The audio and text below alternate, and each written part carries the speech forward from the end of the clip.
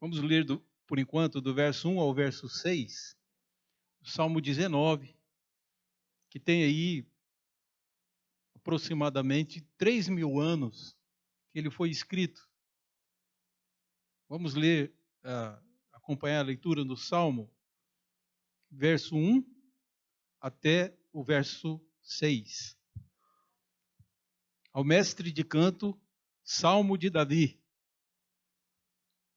Diz a palavra de Deus: os céus proclamam a glória de Deus e o firmamento anuncia as obras das suas mãos. Um dia discursa outro dia e uma noite revela conhecimento a outra noite. Não há linguagem, nem há palavras, e deles não se ouve som nenhum.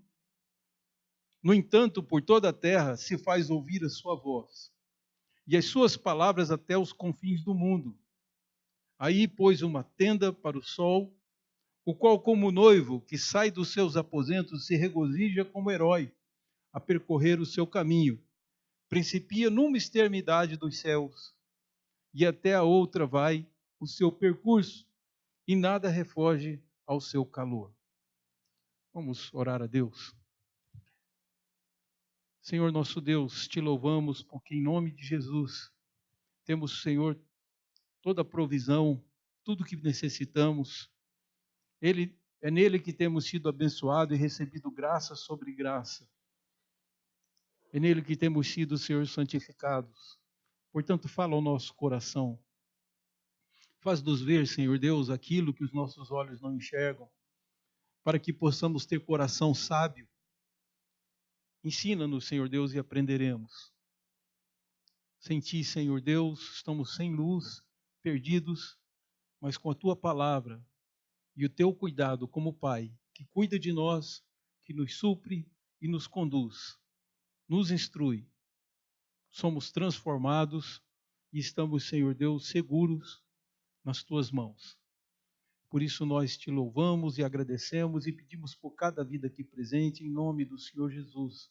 Amém. Amados, Jesus nos deu uma tarefa que nós podemos, à primeira vista, achar extremamente difícil e complicada. Ele nos deu a incumbência como igreja de apresentarmos Deus ao mundo. Então, o mundo conhecerá Deus na medida da nossa apresentação. A grande questão para nós, e que transforma a tarefa numa tarefa muito difícil, é que nós temos que mostrar às pessoas um Deus invisível. Você não vai poder mostrar às pessoas Deus. E aí, isso inicia uma grande dificuldade no mundo que as pessoas estão pedindo ver para crer. E você não tem nada para mostrar visivelmente. Qual que é a conclusão que chegamos? Isso é uma tarefa impossível. É uma missão impossível.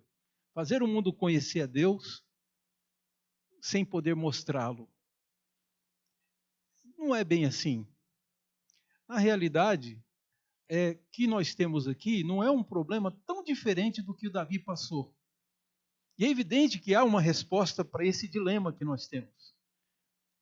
Nós temos um caminho. Não um método de fazer com que as pessoas consigam ver a Deus.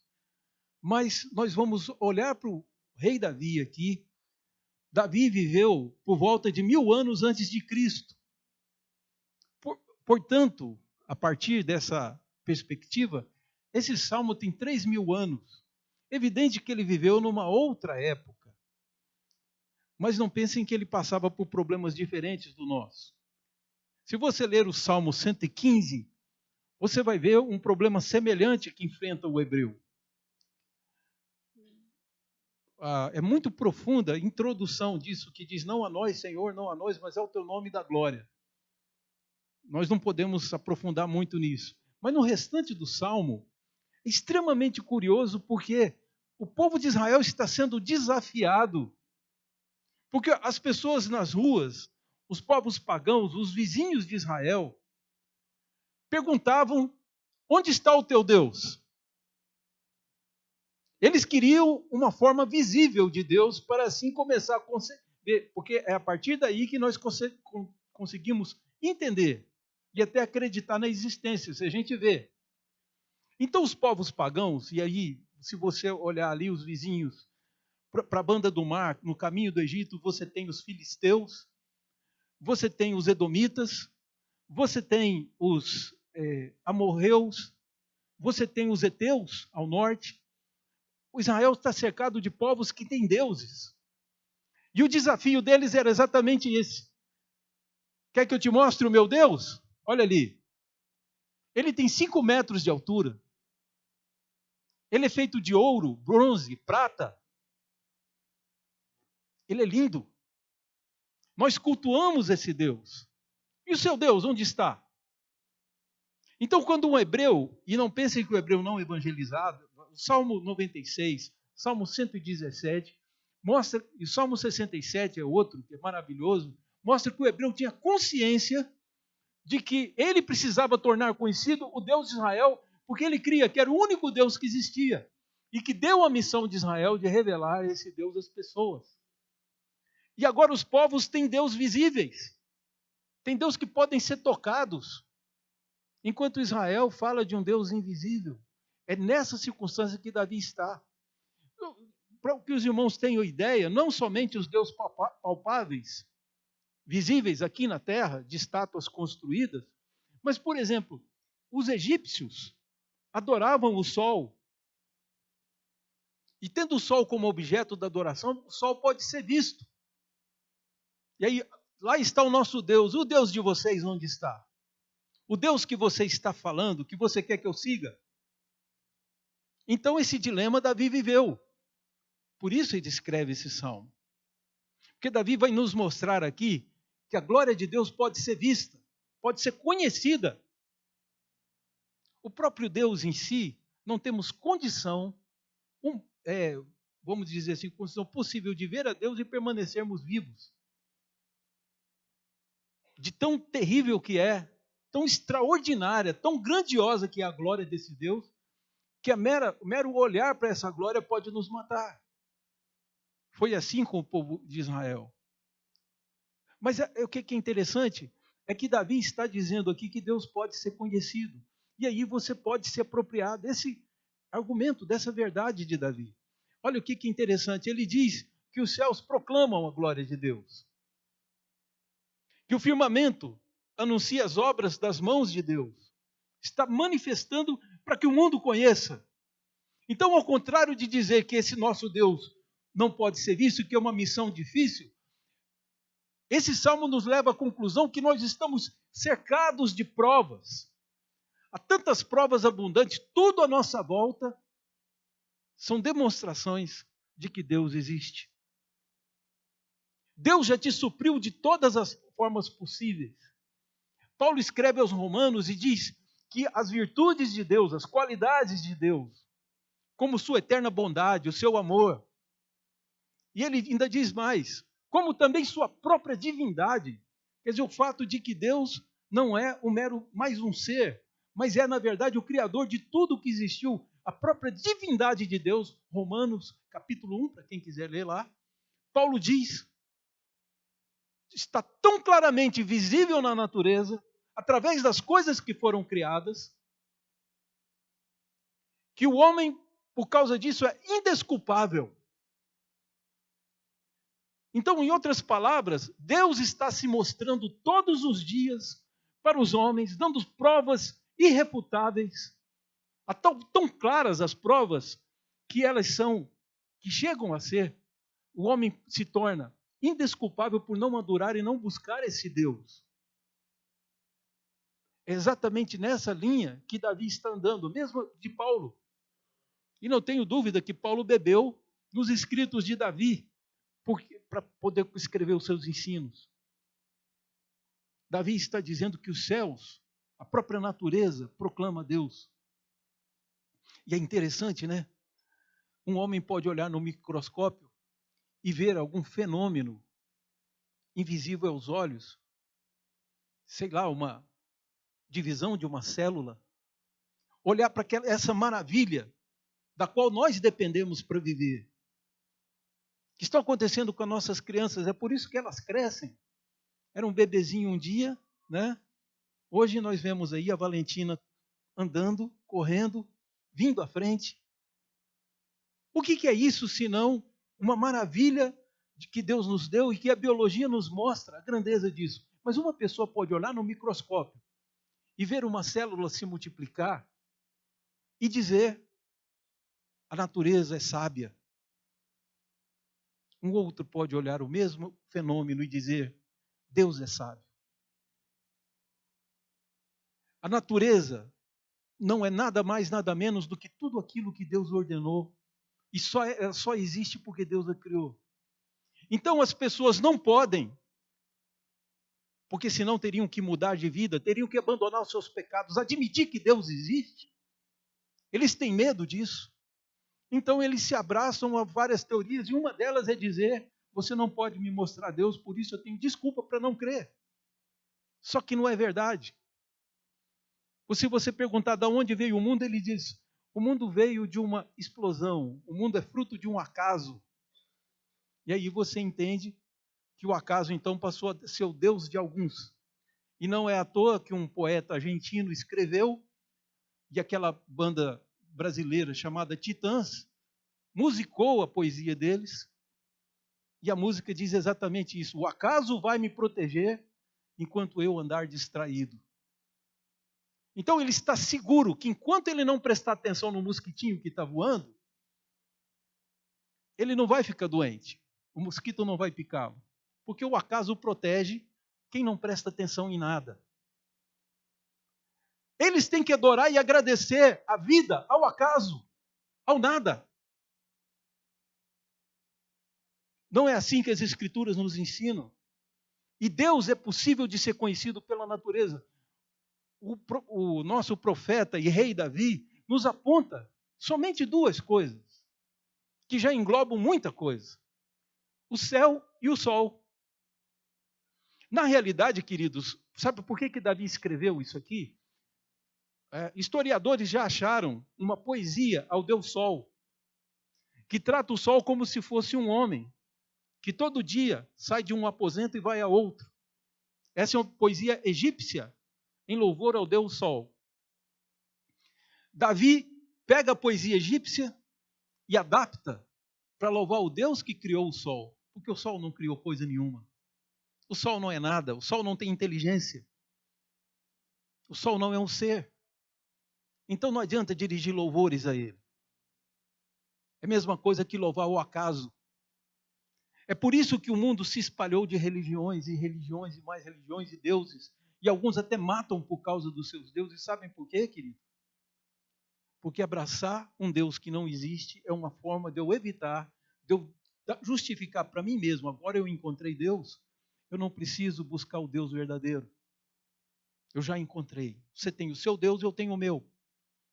E é daí que o Salmo 115 diz: os deuses deles têm olhos e não veem, têm boca e não falam, têm ouvidos e não ouvem, têm pés e não andam. Se caiu uma chuva, se bater um sol muito quente e poeira, eles precisarão limpar esses deuses, porque eles não sabem limpar-se sozinhos. Vão construir uma casa para esse Deus morar, que eles vão chamar de templo, e vão ter que carregá-lo, porque não adianta dizer: agora o senhor entra lá, na casa que nós te demos. Eles não vão sair dali. Aí está uma diferença crassa entre o culto de Israel, que estava anos e anos luz na frente do culto dos povos pagãos, porque os povos pagãos cultuavam o que era produto das mãos dos artífices, como alguns hoje cultuam o acaso como fruto da mão de escritores, de pseudos intelectuais, de homens que muitas vezes se passam por sábios e não sabem nem do que estão falando. É nessa perspectiva que nós temos nossa vida semelhante a Davi, e portanto esse salmo serve para você. A prova que Deus existe, e que Deus ama, e que Deus é perfeito, estão todas à nossa volta. Nós mesmos somos prova. Mas Davi se limita a falar da rotina que todo dia acontece um milagre. O sol, você vê o sol saindo, o sol ilumina, cumpre o seu dever e depois ele vai descansar. Claro que isso é uma perspectiva humana, Nós sabemos que a Terra gira e o Sol, na realidade, ele não é o Sol que anda, somos nós que andamos relativamente com o Sol. Porém, aqui está na perspectiva humana, como uma poesia. O poeta Davi está descrevendo exatamente isso. Ele pega a poesia de louvor ao Deus Sol e faz uma poesia de louvor ao Deus que criou o Sol. E demonstra, e diz, o Sol sim é uma prova, que ele cumpre há quanto? Há milênios.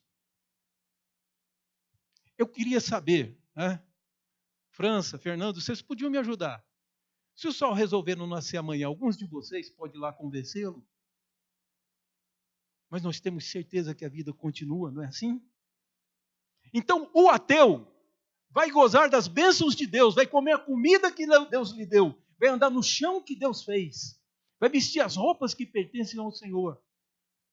E ainda assim vai dizer que não acredita nele.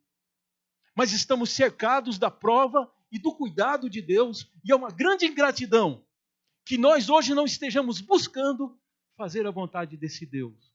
Então, essa primeira parte do Salmo nos mostra que estamos cercados de prova.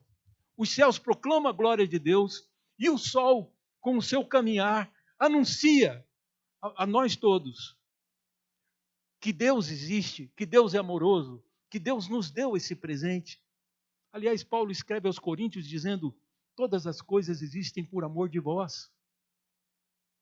Daí, queridos, Deus não nos deu uma tarefa difícil. Ela só é difícil porque o homem é duro de coração. Porque nós levantamos cada dia. Aliás, quando você nasceu, você era muito novinho.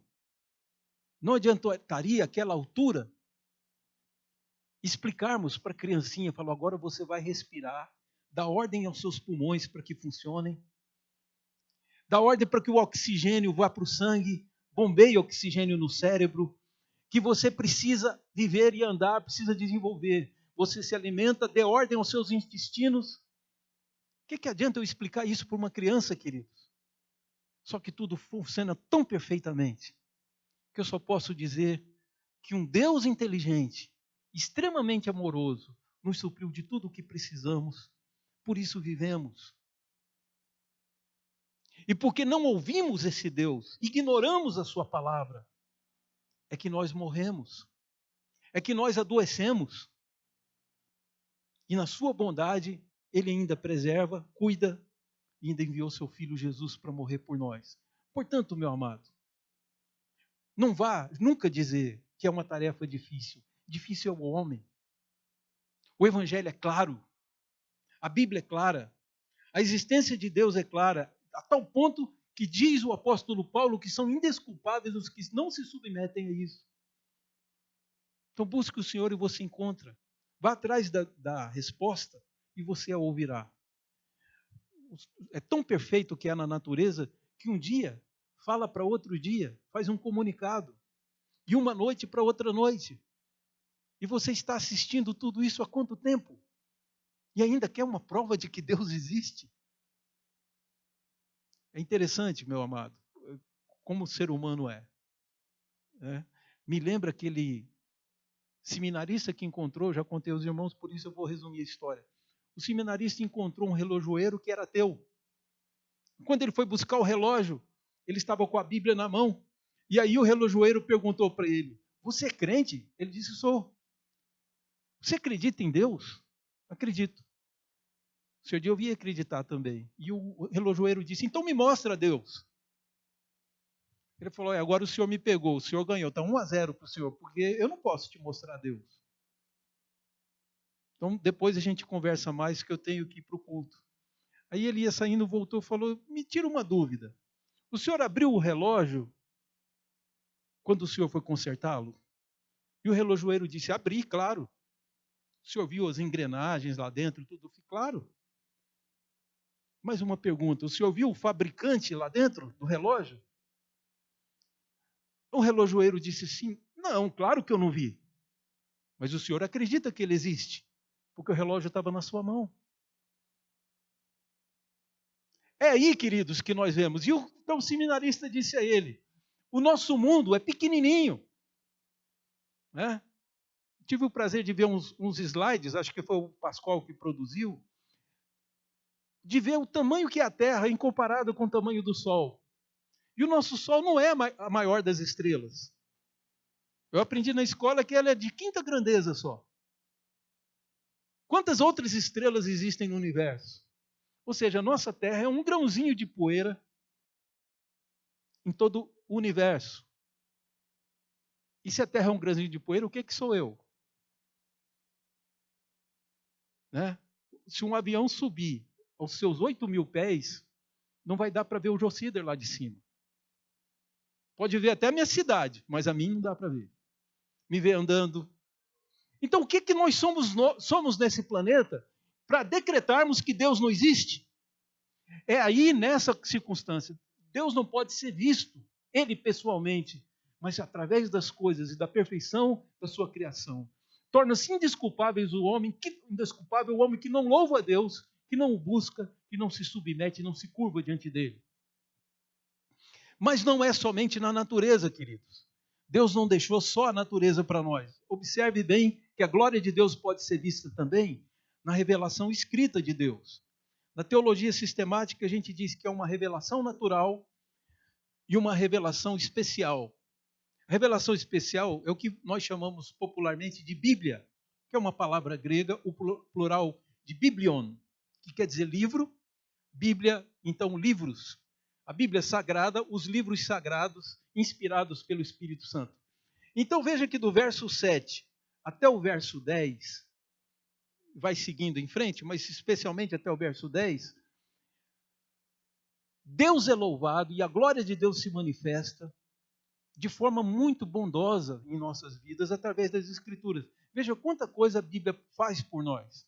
Veja o que ele diz. Ele termina de dizer que nada refoge ao calor do sol, e em toda a terra se faz ouvir sua voz. No verso 7 ele já começa a falar: a lei do Senhor é perfeita e restaura a alma. Queridos, essa estrutura que Davi estabelece aqui como um poeta, ela é uma obra de arte. Davi fala um sinônimo da lei de Deus, que não é fácil, ele vai sempre pondo sinônimos. Na frente ele coloca um adjetivo e depois fala a respeito de um benefício que ela nos traz. É sempre assim.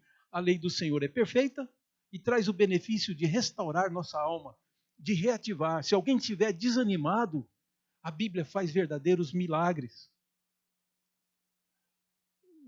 Sabem, irmãos, é muito raro, praticamente impossível pela mão dos que dizem, que alguém que sofra de depressão, da patologia de depressão, uma depressão profunda, receba alta. Pois na minha igreja, antes de eu vir para cá, a última igreja que eu pastoreei, queridos, eu conheci um caso de alguém que foi curado de depressão. Uma senhora, na realidade, ela era uma jovem, mas mesmo assim ela já trabalhava na faculdade, no laboratório, dirigia um laboratório dentro da faculdade, muito culta, muito inteligente. E aí, o que ela fez, essa moça? Ela se casou já com uma certa idade. E 2 anos depois de casamento, o seu marido abandonou e deixou-a sozinha. Ela ficava com vergonha de ir na igreja. E todo mundo dizendo versículos da Bíblia, ela se tratando de depressão. E ela disse, só estava tudo piorando, nada ajudava.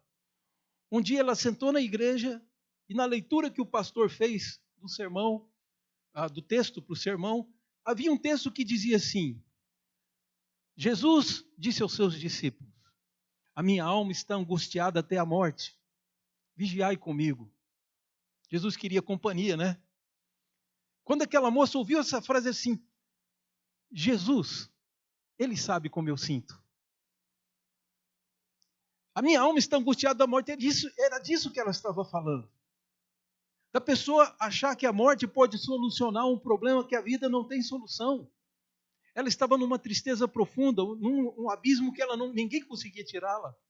Mas quando ela descobriu que Jesus sentiu o mesmo que ela, a descrição do que Jesus fez transmitia exatamente o que ela sentia. Ela começou a buscar mais em Jesus, ela já era da igreja. Eu quero dizer para os irmãos que essa era uma mulher, uma irmã muito alegre, e que eu tive a alegria de só parentes dela, eu fiz, parentes e amigos, inclusive uma professora de faculdade que era amiga dela, que era ateia, que não cria em Deus. A gente formou uma classe de catecúmenos que funcionava na quarta-feira e recebemos 27 irmãos que ela trouxe para formar essa classe, de tão alegre que ela estava. E aí, enquanto ela estava mostrando isso, levou essa professora só para assistir.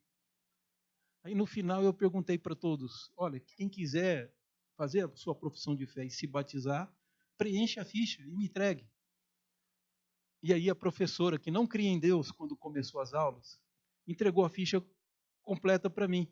Eu peguei aquilo e falei assim, você está entendendo o que eu disse? Era para preencher só as pessoas que querem se batizar.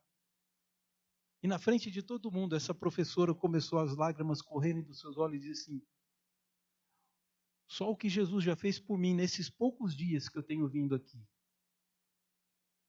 já justificam que eu queira me batizar.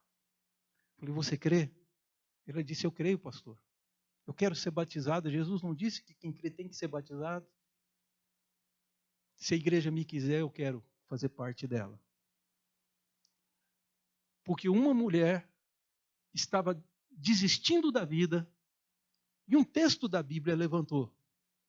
Então a lei do Senhor é perfeita e reaviva, revigora a alma. A alma que está triste, fraca, que não tem forças, às vezes nem para levantar, nem para dizer uma palavra, vai se consumindo de silêncio. Essa alma pode ser restaurada com a leitura das Escrituras. É disso que o apóstolo fala e é disso agora o que o profeta Davi diz. O testemunho do Senhor é fiel e, além de ser fiel, dá sabedoria aos simples. Olha aí, os preceitos do Senhor, sinônimo, são retos, adjetivo, e alegram o coração, o benefício. Para uma alma triste, olha só o que ele diz no verso 9, desculpe, ainda no verso 8. O mandamento do Senhor é puro e ilumina os olhos. Você não encontra isso em lugar nenhum, a não ser nas Escrituras. O temor do Senhor é um sinônimo da lei. É límpido e permanece para sempre. O benefício. Agora, de novo, outro sinônimo. Os juízos do Senhor são verdadeiros. Adjetivo, e agora você tem um benefício. Que eles são todos igualmente justos. Deus nos trata de forma igual e de forma justa. E é isso que a lei do Senhor manifesta. Mas não é somente. No verso 10, olha aqui que ele diz. É mais desejável do que o ouro. Vocês já viram as loucuras que um homem faz pelo ouro para se tornar rico? Ele diz que a lei do Senhor é melhor. Aquele homem que às vezes tem prejuízo porque quer ficar lendo a lei de Deus, está investindo melhor o seu tempo. Porque é mais desejável do que o ouro e mais doce que o mel. Mas não somente, queridos. Veja que coisa extraordinária que temos aqui. É doce. O mandamento não é pesado, não é amargo, não é chato. Experimenta dele e você vai ver que ele é mais doce que o mel e mais desejável.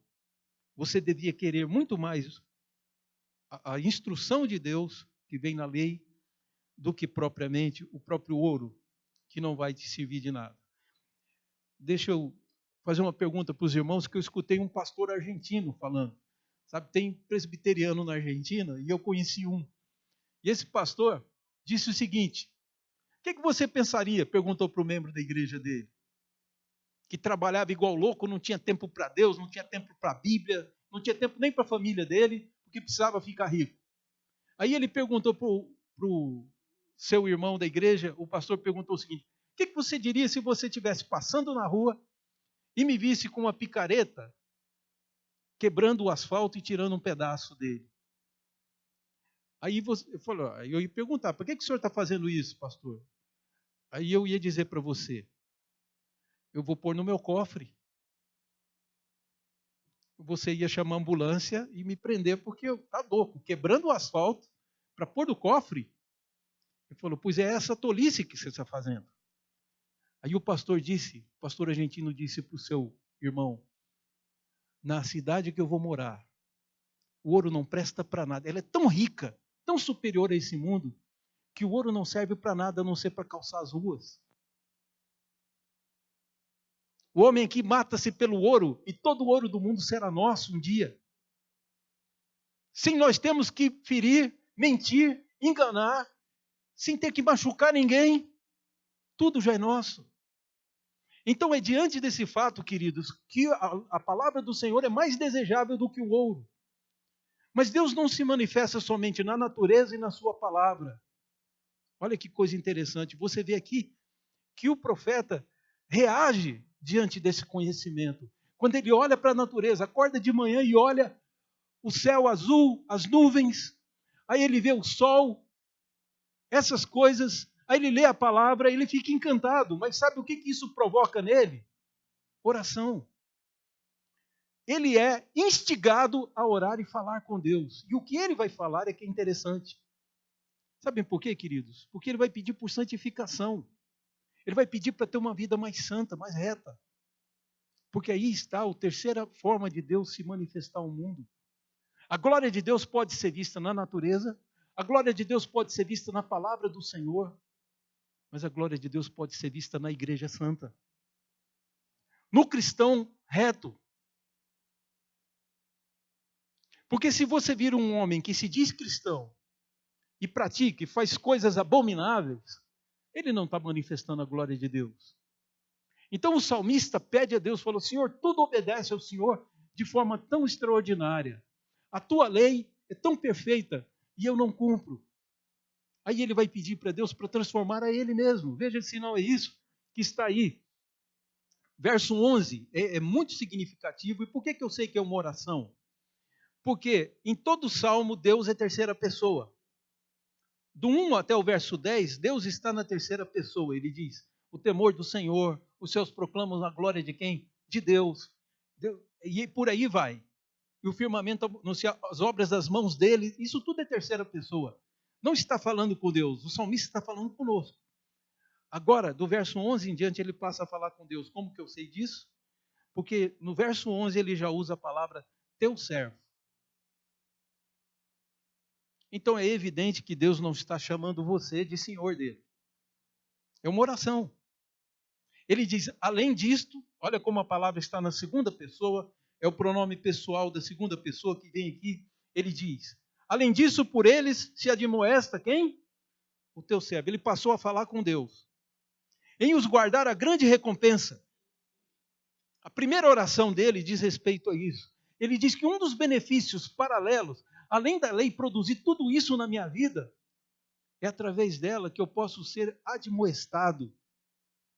Aqui a palavra admoestar, querido, tem a sua raiz numa palavra hebraica que quer dizer aviso. Então você está andando, digamos que seja assim, você está passeando com a família, fazendo um piquenique e tem vontade de tomar banho. Aí você vê uma placa de advertência dizendo água contaminada. Você vai tomar banho? Aqui tem tubarão. Cuidado com os crocodilos. As placas servem para isso. Evite o erro. Então, uma das vantagens de você ter a Bíblia, a leitura diária da Bíblia, sempre lendo a Bíblia, é porque ela vai te alertar para evitar que você cometa erros. É para isso que acontece. Nós pais estamos sempre fazendo, dizendo ao filho, filhinho, não põe o dedo na tomada, você vai tomar choque. Aí o menino põe o dedo e descobre o que a palavra choque significa, sem precisar de dicionário. Não é? Você quer quebrar a cara para descobrir que Deus tinha razão?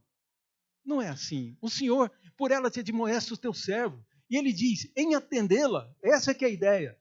Eu olho as placas e obedeço às indicações, vem por aqui, vai por ali, e eu atendo. Eu terei uma grande recompensa. Deus quer me recompensar. Recompensar por eu poupar a minha vida? Pois ele faz isso. Aliás, Deus é tão bom que ele vai recompensar até cada oração que você fizer. É hábito, é comum em quase toda igreja que nas reuniões de orações a gente tem um grupo muito pequeno de pessoas. Uma pequena parte da igreja ora. São tolos. Porque cada oração que você faz, você acumula tesouros nos céus. Então, veja só, ore na sua casa, ore o tempo todo, mas olha a oração que ele fez. Senhor, Pela tua palavra eu tenho advertências, avisos que evitam com que eu erre. Se eu os guardar, terei grande recompensa. Serei altamente recompensado. E aqui não é meramente uma recompensa na vinda de Jesus. Pode ser recompensa agora, atualmente. Então, a primeira palavra dele diz respeito às faltas e à recompensa, ao aviso a evitar faltas. Não só isso ele pede, mas no verso 12, ele está preocupado com o pecado. Está preocupado porque ele olha para a natureza, ele olha para as Escrituras e diz: Senhor, eu sou pecador, eu não estou andando conforme a tua palavra. Então, é daí que vem o segundo pedido. Quem há que possa discernir as próprias faltas? Você é capaz de discernir as próprias faltas? Ele ainda está falando da lei.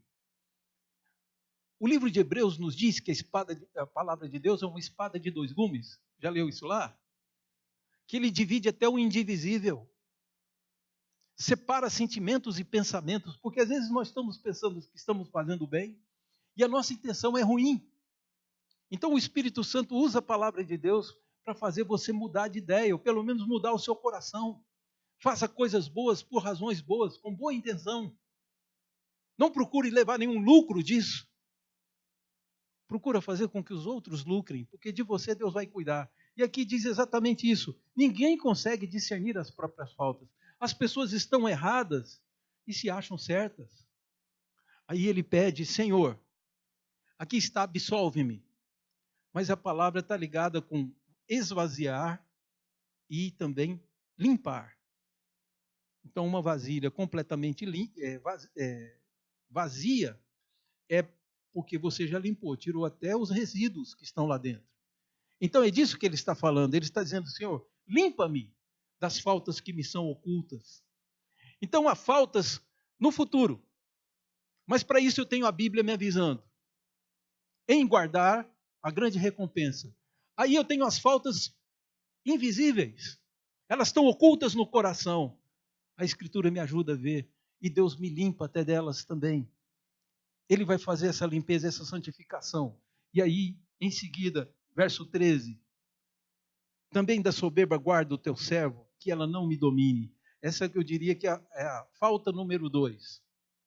Porque ela vem depois. Geralmente, quando uma pessoa vive retamente, como Davi viveu boa parte da sua vida, o coração se enche de orgulho. Não é incomum que um crente em Jesus que lê as Escrituras se destacar na sua sala de aula, no seu ambiente de trabalho. E as pessoas chegam e dizem para nós: você é tão diferente dos outros, você é uma pessoa maravilhosa. E daqui a pouco você está achando que é mesmo.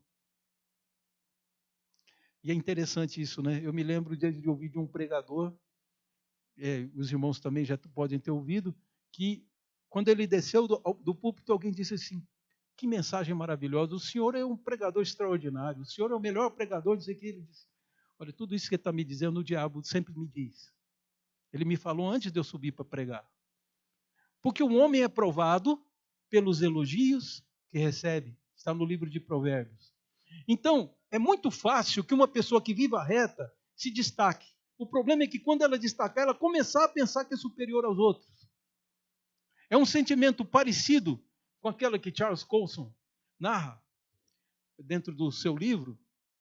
Aliás, o livro não é dele, ele só escreve um capítulo.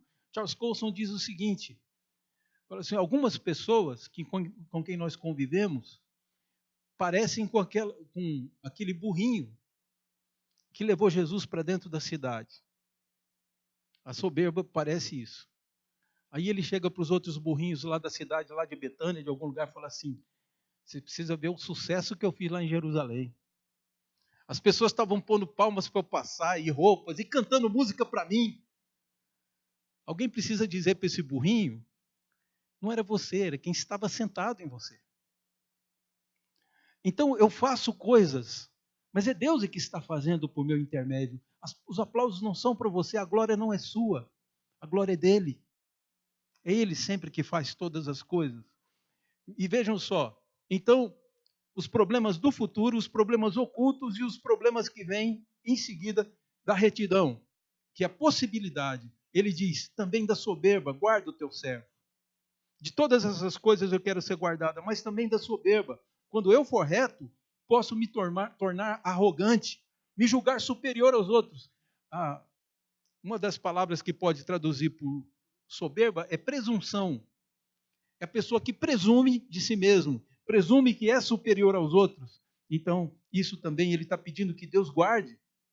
Não só, Senhor, me faça reto, me faça guardar, mas também da consequência, uma das consequências da retidão é me tornar arrogante, achar que eu sou superior e melhor que os outros, mais inteligente que os outros. Guarda o teu servo, Senhor, que ela não me domine, porque daqui a pouco você começa a fazer coisas erradas, porque se julga superior. A vaidade emburrece. Sabe? Todo mundo que é muito vaidoso acaba fazendo burrices, exatamente porque perde o senso. Então, que ela não me domine. Aí ele diz, então serei irrepreensível e ficarei livre de grande transgressão. Transgressão lembra de lei. Estamos na terra para sermos aprovados. No fundo, todos nós estamos em busca de algum tipo de aprovação. Não tenha dúvida. Alguns querem a aprovação da esposa, outros querem a aprovação do pai e da mãe, outros querem a aprovação do professor, outros querem que os vizinhos olhem para ele e falem assim, poxa, ele era extraordinário e eu tratava ele como se fosse um qualquer. Mas todo mundo quer uma aprovação. Mas isso não é errado. Só é errado quando você direciona e espera a aprovação do lugar errado. Nós precisamos da aprovação de Deus. Ele é o grande juiz. E o texto nos diz exatamente isso. Fala assim, ficarei livre de grande transgressão. E no verso 14, 2 pedidos são feitos. A respeito das palavras e dos pensamentos só. Porque os nossos atos, queridos, os nossos atos são resultados do que a gente pensa. Como Jesus disse, uma fonte de água doce não vai produzir água amarga. Uma árvore que produz bons frutos não vai produzir maus frutos. Então é daí, a Bíblia pode transformar nossa mente e sermos fonte de coisas boas para os outros. E é nesse sentido que nós vamos ler o último versículo que diz, as palavras dos meus lábios e o meditar do meu coração sejam agradáveis, sejam aceitáveis, é a tradução mais literal, sejam aceitáveis à tua presença, sejam coisas que Deus aceite. Senhor, rocha minha e redentor meu, não é um qualquer. É em quem eu me firmo, que eu tenho segurança, em quem me redime, quem vai vir me resgatar em qualquer momento difícil. E todo que invocar o nome do Senhor será salvo. Então, para encerrar, queridos, eu queria dizer assim, o que nós podemos entender disso?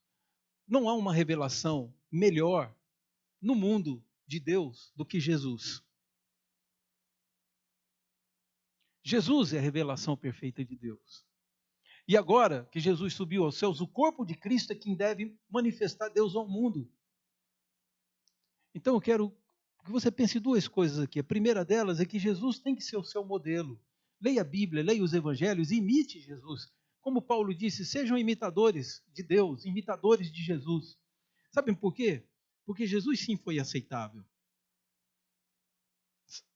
Vocês se lembram o que a voz de Deus disse do céu? Faziam já milênios que Deus não falava com a humanidade. Mas quando Jesus foi humilde, e João Batista disse, eu é que preciso ser batizado por ti. João Batista estava certo. E Jesus responde para João, agora convém que se faça assim. Pode me batizar. Jesus não viu problema nenhum em se curvar e deixar que João o batizasse. Jesus é extraordinário, querido. Deus, imagino que seja essa a expressão da Bíblia, fica tão movido com esse gesto, com a obediência, com Jesus ser tão maravilhoso, o filho que qualquer pai sonha e o filho de Deus. Então a voz de Deus rompe o silêncio de milênios e fala do céu, este é meu filho amado, em quem eu tenho todo o meu prazer. Então aí você tem em Jesus um modelo de filho aceitável. Imite Jesus. Eu quero, então, terminar te dando uma última razão extremamente importante para que você o faça. Para que você se lembre que a glória de Deus se manifesta em você. Numa oração que Jesus fez ao seu Pai, ele está conversando com o seu Pai, e João escreveu essa oração. está em João capítulo 17, Jesus diz o seguinte para o Pai: eu manifestei o teu nome ao mundo. Eu lhes entreguei a vida eterna.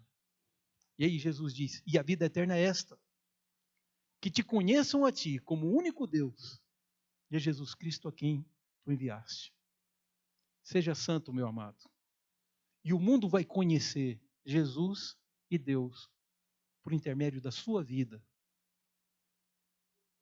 É por isso que é tão importante sermos retos. Estamos salvando outras vidas. É tão importante negarmos e nos abster de coisas que geralmente dizemos, gostamos e fazemos, porque vidas precisam ser salvas.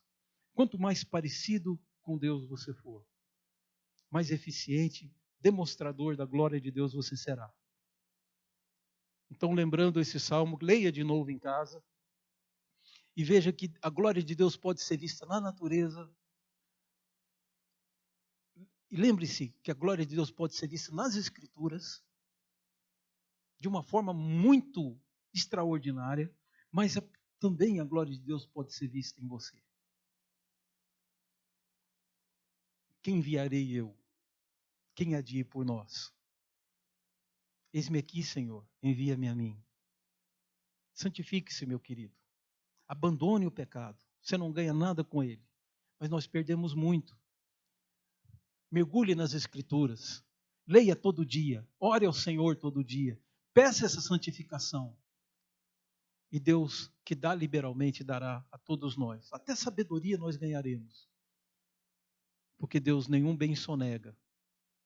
Deus não restringe. Deus a todos dá liberalmente. Diz Tiago, se alguém tem falta de sabedoria, não está conseguindo entender, peça a Deus. Ele é o Pai das luzes. Então vamos orar ao Senhor.